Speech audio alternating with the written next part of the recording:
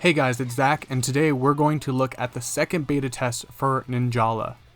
Towards the end of April, we got to see the first beta, or the exclusive Ninja Club for Ninjala, a new free-to-play game coming to the Nintendo Switch from Gung Ho Online Entertainment.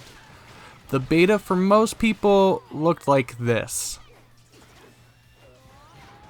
Now, I did get about 4 or 5 matches in the 6+ hours throughout the 3 days of the first beta test, and I was interested in what I saw. So once I heard that they were going to do another beta test, this time locking it down to each region, getting a different time frame to play the beta, and a beta period as long as 10 hours, I decided to give the game another try, especially now that I have a capture card.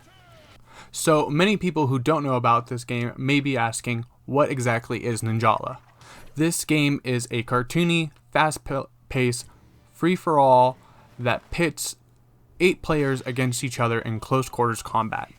This combat is done by melee weapons that come in the form of bats, drills, basketball yo-yos, and other tools, as well as secondary gum attacks, which varies based on what primary weapon you choose. There's an S energy meter that fills up and lets you use special attacks, quick movements, and ninja tricks, as well as ranged attacks. This S burst meter fills up over time, but can quickly be filled by collecting the yellow orbs found around the map. Their Twitter account, Ninjala, is actually doing a really good job of detailing the different abilities you can use, as well as details on how the gameplay and combat works. So you can go check their Twitter page out if you want to look more into how the combat works and how the game looks before jumping into the beta, or just wait until I talk about it a little. Now, when you start a game, you land on the home screen. Here you'll find the closet to upgrade and change your weapons, as well as change clothes and the look of your character. Now, the art style and the way this game handles character customization, weapons, and abilities may remind you of another Nintendo Switch game, but we're going to talk about that later. Now, there are perks or passive abilities in this game where you can find this in the weapon customization. These can be unlocked with medals you earn through gameplay. Right now, there's about 8 or 10 of these perks. You get 1 slot off the start, and then with medals you can also unlock additional slots. Clothes have a more set of what you can choose from in the beta, but I feel like you'll be able to buy more in the store once the full game comes out, whether that's through in-game currency or a season pass or being able to earn them with the game medals just like the perks. We'll have to see to find out. Once you're ready and you join the lobby, you can choose to wait in the training dojo until the match starts. This is where you can try out new weapons and seeing what they do before the match starts. This dojo can also be accessed via the menu if you need a little more time with the weapon or the class, but the dojo can always be accessed at the beginning before the match starts. Now, I feel like the first place we should start is the combat. This is what makes this game feel so unique and so interesting.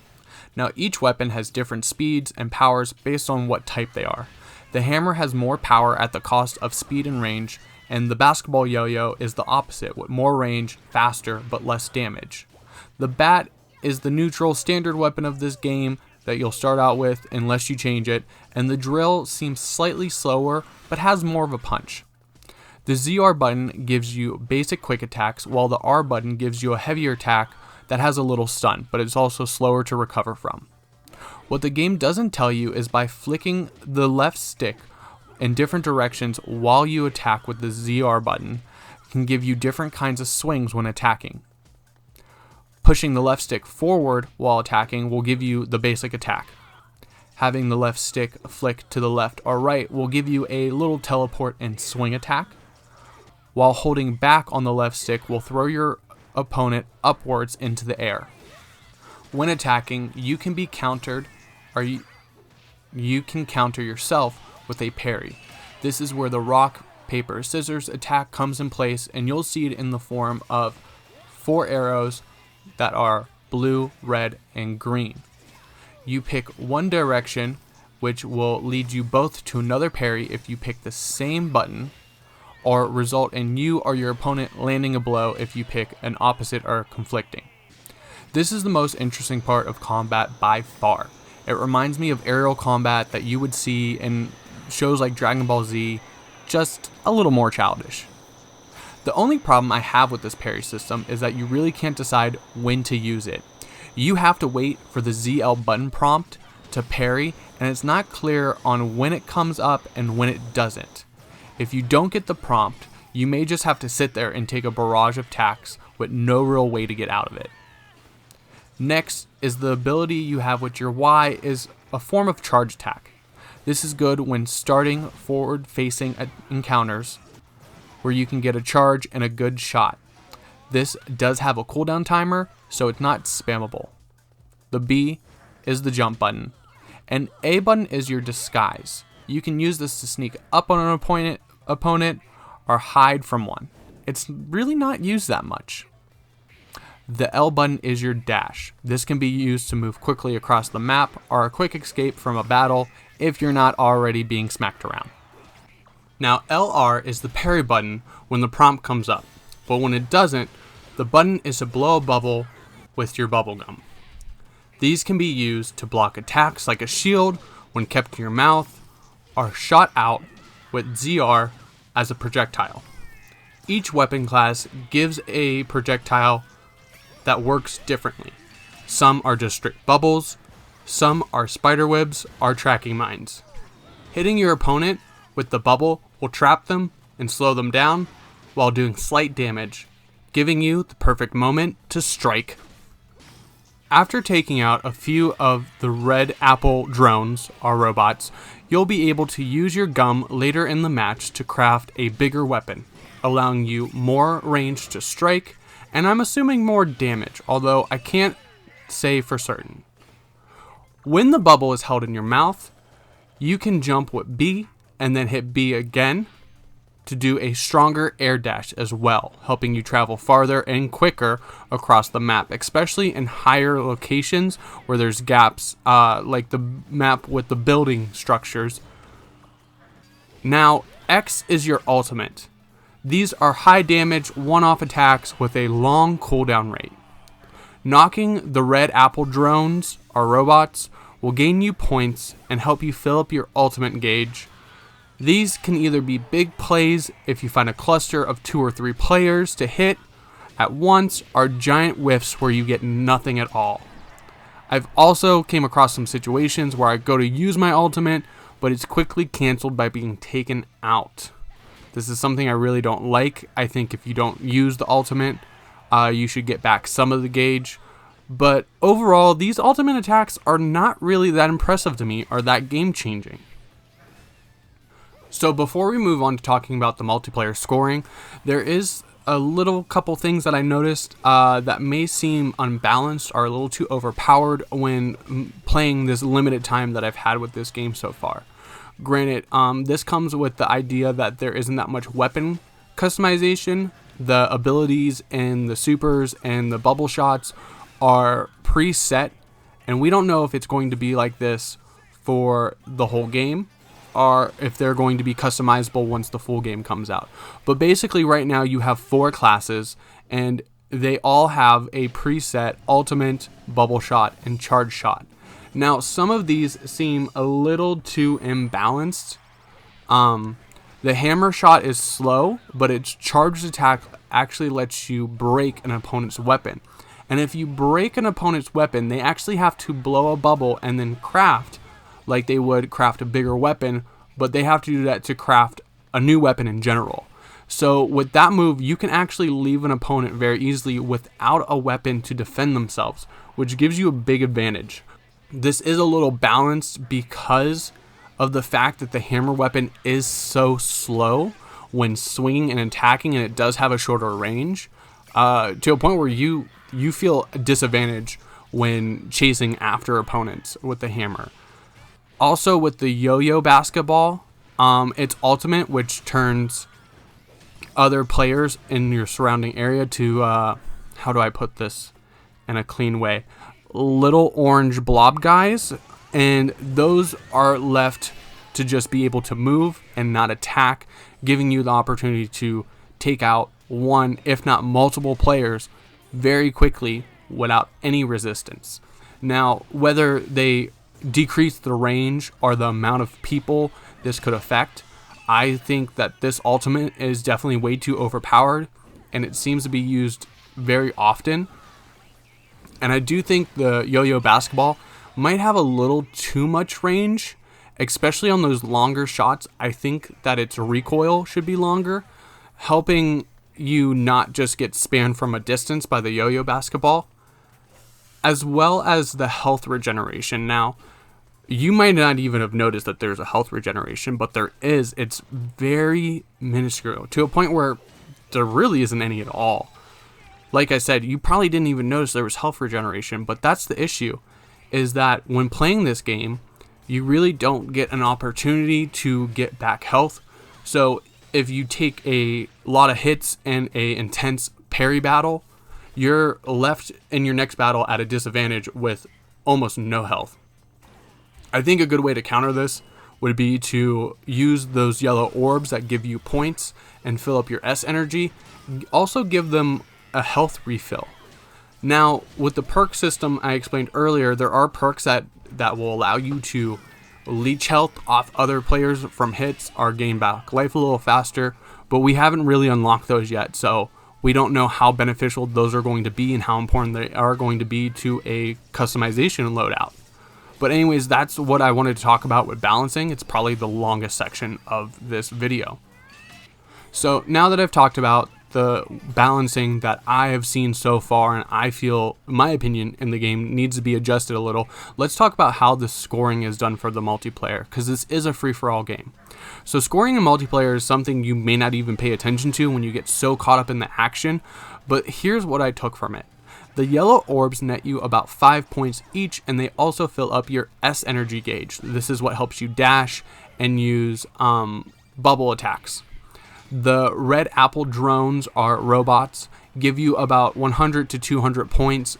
Later in the game, you will see bigger red drones that are worth a little more points, and these help you craft bigger weapons, which will increase your range.